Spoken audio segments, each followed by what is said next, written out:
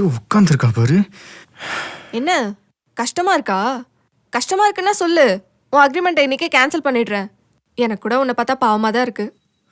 முடியாது. எப்படியும் 100 நாளுக்கு அப்புறம் நான் தானே பண்ண போறேன். இப்பவே ப்ராக்டிஸ் ஆகிட்டோம். பரவாயில்ல.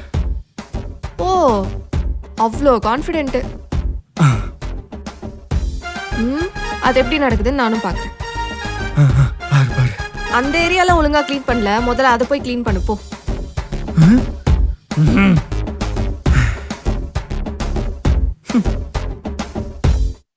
2 days later.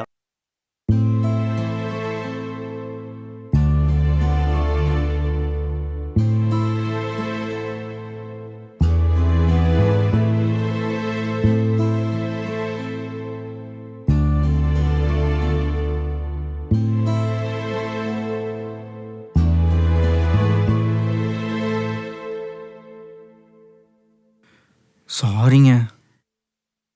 எதுக்கு சாரி? ஃபைலை நான் மாற்றி வைக்கலைங்க. ரூம் க்ளீன் பண்ணும்போது எடுத்த ஃபைலை அங்கேயே திரும்ப வச்சுட்டேன்.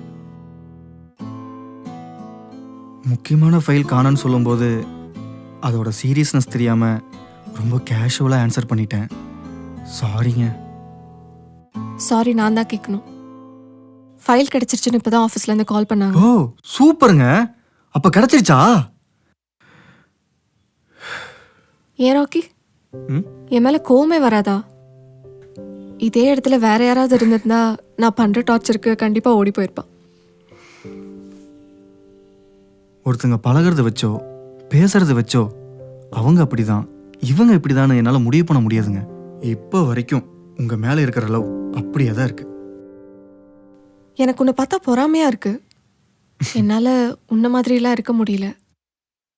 யார் மேலேயும் நம்பிக்கையும் இல்லை. இன்ஃபேக்ட் இந்த உலகத்தில் லவ்னு ஒன்று இல்லவே இல்லை.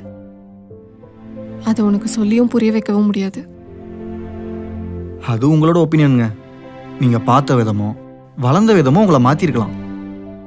ஒரு நாள் எந்த பயமும் இல்லாமல் ஒரு பர்சன் கிட்ட உங்கள் லவ்வை சொல்லுவீங்க. மேபி அந்த பர்சன் நானாக கூட இருக்கலாம்.